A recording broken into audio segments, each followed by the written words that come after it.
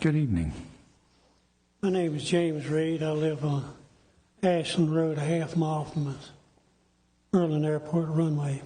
I bought my property back 45 years ago. It was zoned 1 acre, R1.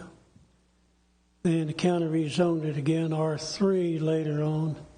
Then Conservation 10, which was upsetting.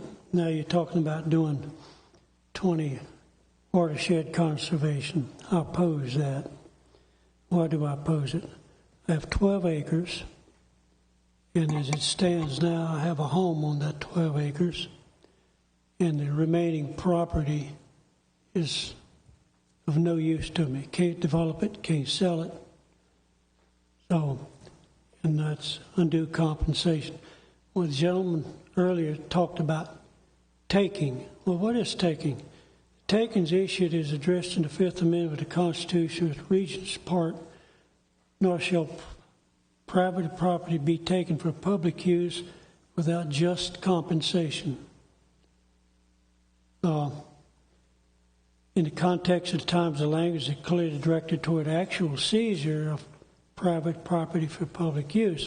Modern methods of eminent domain embody the principles set forth in the Fifth Amendment, allowing government bodies to claim property necessary when requiring that those entities pay just compensation when they do so.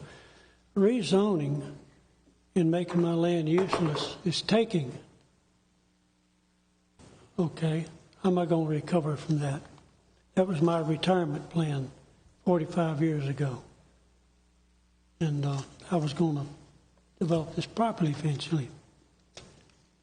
Clearly, the government uses regulations such as zoning to accomplish what they should do through eminent domain. The result should be the same as if the government had used eminent domain. And the net result is property owners about the same as the government hadn't physically seized my property. Most rational systems would support land, the affected landowner in the claim for compensation. To date, the Supreme Court established 4 clear rules that identify situations that amount to taking, and 1 clear rule that defines situations who do not. Rule number 1, where the landowner has been denied all economical viable use of the land. I'll summarize. Thank you. That's what it's done for me. Okay. Another issue, one gentleman talked about air pollution, the jet and noise and the mercury in the lead.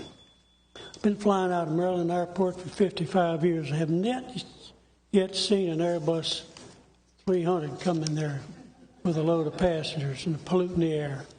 Our runway is only 3,700 feet long. It won't accommodate many jets, even small ones at all.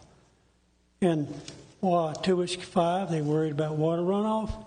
It's got the state-of-the-art runoff holding ponds and systems. I doubt any place in the county has better system than Maryland Airport. Rezoning 20 summary is an unfair trend to grab land, and that's my summary. Okay, thank you very much.